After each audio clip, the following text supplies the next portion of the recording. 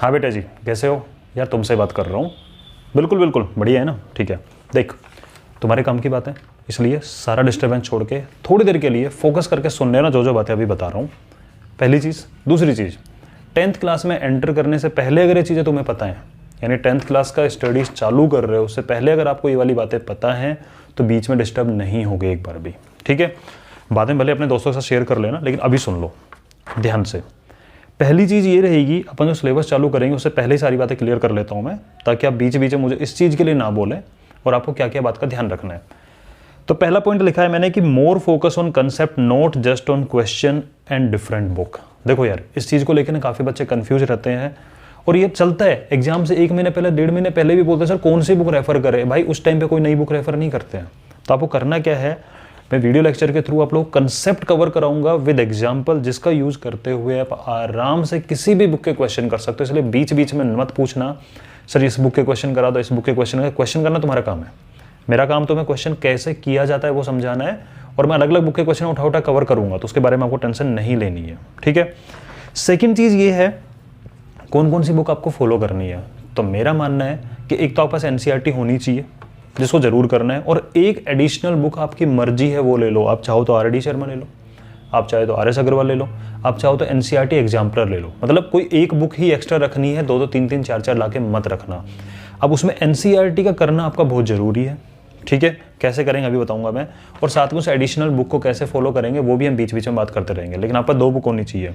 Plus जैसे ही आपके exam का नोटिफिकेशन आता है, ठीक है ना, जैसे टर्म 1 टर्म वाइज अगर होंगे तो उसकी बात कर लेते हैं, तो लेटेस्ट सैम्पल पेपर आते हैं, ठीक है। तो उन लेटेस्ट सैम्पल पेपर की कोई भी बुक लेके आ जाना जो आपको पसंद आए, जिसमें कम से कम 10-12 सैम्पल पेपर दे रखे हों। उसका फ़ायदा क्या होता है, लेटेस्ट पैटर्न का फ़ायदा ये होता है कि उससे आपके तो टाइम मैनेजमेंट होता है। आप उस पेपर को पूरा टाइमर लगा के करते हो सॉल्व, तो वो बुक आपके पास में बाद में आएगी। लेकिन उससे पहले आपका 2 ही बुक रहेंगी, एक एनसीईआरटी प्लस एक एडिशनल बुक, जो आपकी मर्जी हो आपको लेना है। अब एनसीईआरटी की बात करें तो एनसीईआरटी बेटा आपको 3 बार रिविजन करना है, और जब तक 3 बार रिवीजन कंप्लीट ना हो जाए, वो भी बताऊंगा कैसे करना है। 3 बार रिवीजन को ज़्यादा टफ नहीं है। आपको लग रहा हो सर 3 बार इतनी मोटी बुक को कौन करेगा, 3 बार पूरी बुक नहीं करनी है। बताऊँ कैसे करना है। तो जब तक 3 बार रिवीजन पूरा ना हो जाए तब तक एक्स्ट्रा बुक के क्वेश्चन, आपको लग रहा हूँ मैं ये बोलूँगा एक्स्ट्रा बुक के क्वेश्चन नहीं करने हैं, गलत बात। एक्स्ट्रा बुक के क्वेश्चन करना बीच बीच में आपकी मर्जी हो तो करो, लेकिन एक्स्ट्रा बुक के क्वेश्चन नहीं हो पा रहे तो उस बात की टेंशन नहीं लेनी है जब तक आपका 3 बार रिवीजन ना हो जाए। हाँ, 3 बार रिवीजन होने के बाद में फिर आपको एक्स्ट्रा बुक के क्वेश्चन करोगे और नहीं हो पाते हैं तो अब उसके बारे में आपको सोचना चालू करना, इसका सॉल्यूशन कैसे निकालूं, क्या करूं, ठीक है। लेकिन उससे पहले टेंशन नहीं लेनी, जो हो रहा है वो करो, जो नहीं हो रहा उसको छोड़ दो, ठीक है, जब तक 3 बार रिवीजन ना हो जाए। अब अपन ने मान लो यहाँ वीडियो लेक्चर को आप फॉलो कर रहे हो, अच्छे से पूरा डेडिकेट हो गए, फॉलो कर रहे हो, और बिल्कुल मैं पूरा सिलेबस करा दूंगा। तो उसको जब फॉलो कर रहे हो तो करना क्या है आपको, जैसे मान लीजिए कि वीडियो लेक्चर के अपलोड करने की टाइमिंग मैंने 2 बजे रखी हुई है, तो आपको करना क्या है कि उस दिन का जो आपने नोट किया, प्रॉपर नोट्स बनाने, ठीक है। उसके लिए बताऊंगा आपको कितने रजिस्टर बनाने। आपने प्रॉपर नोट्स बनाए, सोने से पहले उन नोट्स का रिवीजन जरूर कर लेना। 2 बजे क्लास है, आप 3 बजे 4 बजे 5 बजे 6 बजे जब भी देख रहे हो, लेकिन सोने से पहले 20-25 मिनट आधे घंटे का टाइम देके जो क्वेश्चन क्लास में कराए हैं उनको रफ कॉपी में एक बार फटाफट से करके देख लेना अपने हाथ से। जो कंसेप्ट लिखा है उसका रिवीजन करना सोने से पहले जरूरी है, ठीक है। और उस दिन से रिलेटेड अगर मैंने आपको होमवर्क दिया है कि यार ये क्वेश्चन और करके लेके आना इसी के जैसे हैं, चाहे वो एनसीईआरटी के हों, चाहे वो RD शर्मा के हो, चाहे मैं क्वेश्चन बोर्ड पे दे रहा हूँ आपको, ये आपका होमवर्क के क्वेश्चन है, उन क्वेश्चन को अगली क्लास में आने से पहले कंप्लीट हो जाना चाहिए, ठीक है। ज़्यादा होमवर्क नहीं दूंगा, 2-3 क्वेश्चन के आसपास दे सकता हूँ, ठीक है जी। ये काम आपको कर लेना है। अगली क्लास, नेक्स्ट डे जब आप क्लास अटेंड करोगे, नेक्स्ट डे क्लास अटेंड करने से 10 मिनट 15 मिनट पहले, जब भी आप चालू करते हो उससे 15 मिनट पहले आप अपना रजिस्टर दोबारा ओपन करोगे। प्रीवियस क्लास में जो आपने पढ़ा है उसको एक बार ब्रीफली रिवाइज करोगे, अच्छा ये टॉपिक हुआ था, ये टॉपिक हुआ था। और फिर अगर उस 15 आपका 5 मिनट में रिवीजन हो जाता है मान लो, तो 15 मिनट के लिए बैठना जरूर है। ये नहीं कि आप 5 मिनट के लिए बैठ के उठ गए, नहीं, उन 15 मिनट फिर बाकी टाइम क्या करें, तो उससे पहले वाले लेक्चर में क्या पढ़ाया था उसको जल्दी से ब्रीफली देख लो, उससे पहले वाले में क्या उसको जल्दी से ब्रीफली देख लो। उससे क्या होता है कि आपका रिवीजन चलता रहता है और आपको लोड भी नहीं लगता। बाद में जब पूरे चैप्टर का रिवीजन करने लगते हैं जब टाइम ज़्यादा लगता है, ठीक है। तो ये आपको काम करना है। उसके बाद में किसी भी चैप्टर का, जैसे चैप्टर मैंने कंप्लीट करा दिया, ठीक है, तो अब आपको बता देता हूँ मैं कि किस किस तरीके से आपको रिवीजन करना है। तो पहली बात ये आ जाती है इसके अंदर कि जैसे एक एनसीईआरटी एग्जाम्पल लेते हैं, बच्चे बोलते हैं एनसीईआरटी दूसरी बुक कराओ, और भाई तुम करो ना, मैं तुम्हें तरीका सिखा रहा हूँ, किसी का भी हो सकता है। तो मैं एक बुक ले रहा हूँ, कोई भी बुक हो सकती है, उसका रिवीजन करने के तीन पार्ट में आपको रिवीजन करना है। पहला रिवीजन क्या होगा, आप एग्जाम्पल भी करोगे, आप थोड़ा बीच बीच में टाइम पास करने के लिए थ्योरी भी पढ़ लिया करो, ठीक है ना, और उसको अंडरलाइन कर लिया करो। फिर बार बार पूरी बुक नहीं पढ़नी पड़ती है, मुश्किल से 10-15 लाइनें होती है जो आपको इंपॉर्टेंट लगती है और पढ़ देना चाहिए। कोई दूसरा आपको बताए फिर होता है ना गड़बड़ी ये तो होती है, बोलते सर ये चीज़ कहाँ पे है, ये नहीं समझ में आ रहा, ये कंसेप्ट समझ में नहीं आ रहा। इसलिए तो नहीं समझ में नहीं आता क्योंकि आप उसकी थ्योरी को इग्नोर मारते हो। नहीं, मैथ्स की थ्योरी बीच बीच में पढ़नी चाहिए, साथ में एग्जाम्पल आप करते चलोगे पूरे के पूरे, और एक बार तो पूरी बुक के सारे क्वेश्चन आपको करने हैं, पर एक पेंसिल पास में जरूर रख लेना। आप क्या करोगे, आपको जिस भी क्वेश्चन में कोई डिफिकल्टी आ रही है पेंसिल से टिक मार लिया, पेन नहीं पेंसिल से टिक मारा। जिस भी क्वेश्चन में डिफिकल्टी आ रही देखिए यार समझ में नहीं आ रहा कैसे होगा, मार लो टिक, कोई दिक्कत नहीं है, लेकिन करना जरूर उस क्वेश्चन को बाद में, चाहे देख के कर रहे हो, मतलब मैं बता रहा हूँ उस क्वेश्चन को मैं समझा दूंगा, टेंशन मत लेना। एक बुक तो मैं पूरी फॉलो कराऊंगा, दूसरी बुक के क्वेश्चन भी मैं कराऊंगा, या फ्रेंड की हेल्प ले रहे हो, लेकिन एक बार पूरा राउंड लगाना है आपको, लेकिन उन क्वेश्चन को टिक लगाते चलना है आपको, ठीक है। सेकेंड राउंड जब आप करोगे उस बुक का 15 दिन में रिविजन हो जाना चाहिए। मतलब पूरी बुक की बात नहीं कर रहा हूँ, जिस चैप्टर को आपने पढ़ा आपने उसके सारे क्वेश्चन किए, साथ साथ करते करते एग्जाम्पल कर लिए, सारे क्वेश्चन के लिए आपने टिक मार लिया। अब जब चैप्टर का खत्म होता है उसके 15 दिन बाद में आपका उस चैप्टर पर नंबर दोबारा आ जाना चाहिए। मतलब किसी भी चैप्टर को आपको 15 दिन से पुराना नहीं करना है, वरना चीज़ें उड़ना चालू हो जाती है, ठीक है।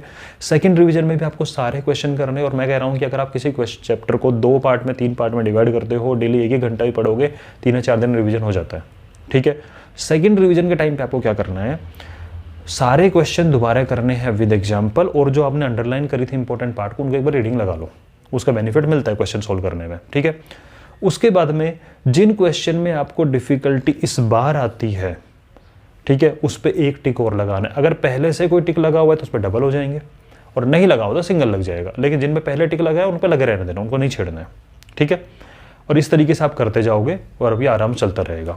अब तीसरी बार जो रिवीजन करोगे उसमें आपको पूरी बुक नहीं करनी है, अब आपको सिर्फ वो क्वेश्चन करने हैं जिन पे आपका सिंगल टिक या डबल टिक लगा हुआ है, सिर्फ उन क्वेश्चन करना, प्लस एग्जाम्पल, प्लस वो थ्योरेटिकल पोर्शन जिस पे आपने अंडरलाइन किया है, उनको करने के बाद में जिन क्वेश्चन में अब आपको डिफिकल्टी आती है, सिर्फ टिक वाले की बात कर रहा हूँ, जिन पे 2 बार में टिक नहीं लगा, मान के चलना वो आपको बाई हार्ट हो चुके हैं, उनकी टेंशन लेनी नहीं है। अब 2 बार में टिक जिन पे लग चुका है, चाहे सिंगल टिक या डबल टिक जो भी लगा है आपका, उन क्वेश्चन में अगर आपको अब डिफिकल्टी आती है या आपने सिली मिस्टेक ही की हो, अरे सर पूरा क्वेश्चन आता सर, अरे यार बाद में माइनस प्लस की गलती कर गए, तो भी आप उसको हाईलाइट करोगे, क्योंकि अगर गलती यहाँ कर सकते हो तो एग्जाम में भी करोगे, हो जाती है वो गलती, रिपीट हो जाती है। अब उनको आप हाईलाइट कर सकते हो या स्टार मार्क कर लो, सिर्फ उनको। अब आपने क्या किया है, 3 बार रिवीजन करने के बाद में अब आप ध्यान से देखोगे तो आपके पास में मुश्किल से पूरी बुक का 20% पोर्शन ही होगा जिस पे अब आपने हाईलाइट किया हुआ है। यानी आपने इतनी मोटी बुक को 1/5 बना दिया, सिर्फ 20%। मतलब मुश्किल से आपके पास में 200-250 क्वेश्चन का कलेक्शन होगा उस पूरी बुक के। एग्जाम्पल लेते हैं एनसीईआरटी का, तो आपके पास पूरा 200-250 क्वेश्चन कलेक्शन होगा जिसको अब आपको नीड है, जिसमें आपको डिफिकल्टी आती है।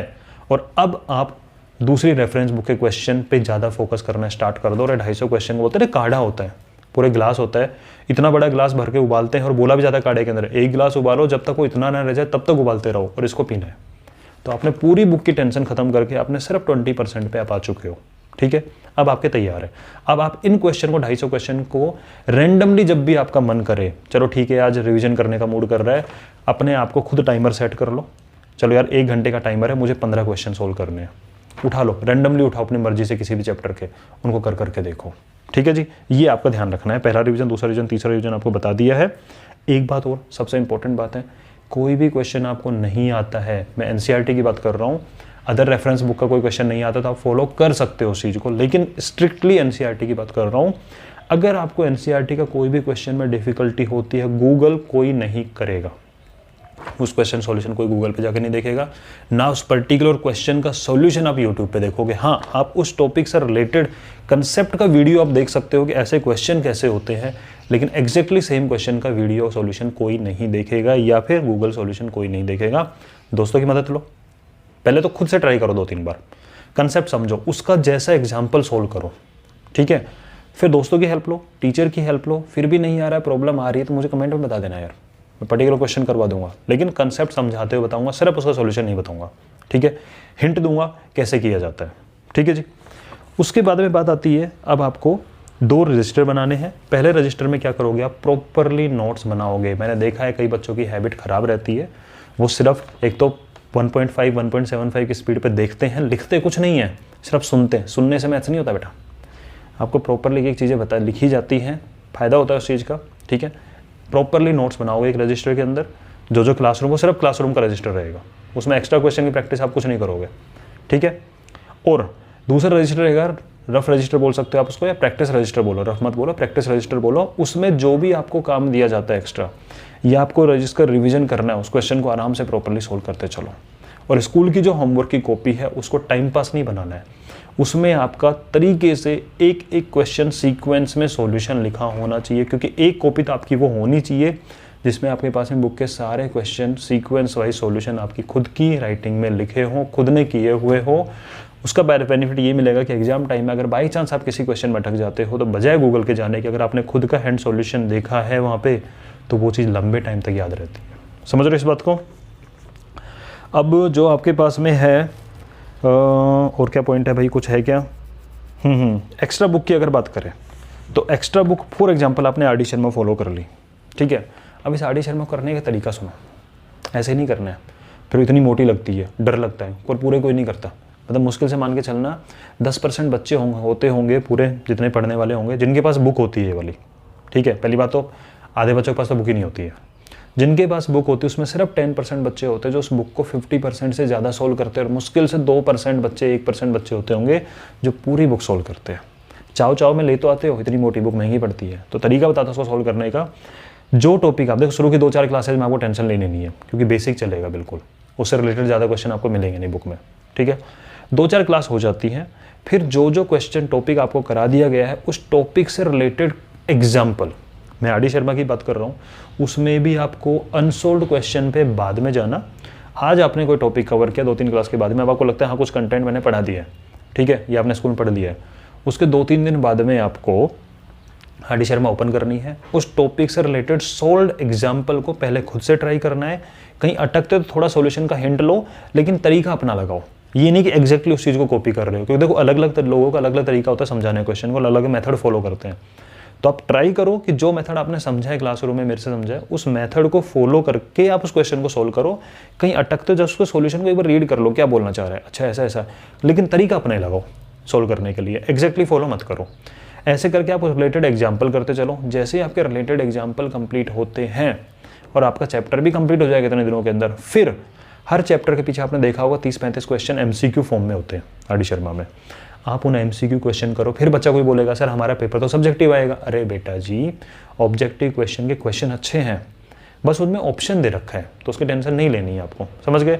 तो इस तरीके से आपको फॉलो करते हुए चलना है, तो आपकी वो बुक भी धीरे धीरे करके मोस्टली आप कवर कर लोगे। वहाँ भी वही सिंगल टिक डबल टिक वाला सिस्टम चलेगा, क्योंकि दोबारा पूरी बुक तो रिवाइज कर नहीं सकते, तो हाईलाइट करने वाला सिस्टम वहाँ भी लगा देना, ठीक है। और बस ठीक है, यही काम की बातें हैं। तो अब मैं मानता हूँ कि इन चीज़ों को फॉलो करोगे तो 10th में पहले लेक्चर से ही आप सीरियसली पढ़ोगे। दोस्तों के साथ शेयर करो, जितने ज़्यादा बच्चे होंगे मेरे को उतना मजा आएगा पढ़ाने के अंदर, ठीक है। तो मिलते हैं पहले वीडियो लेक्चर में, पूरा बेसिक कवर होगा, तो मिस मत करना।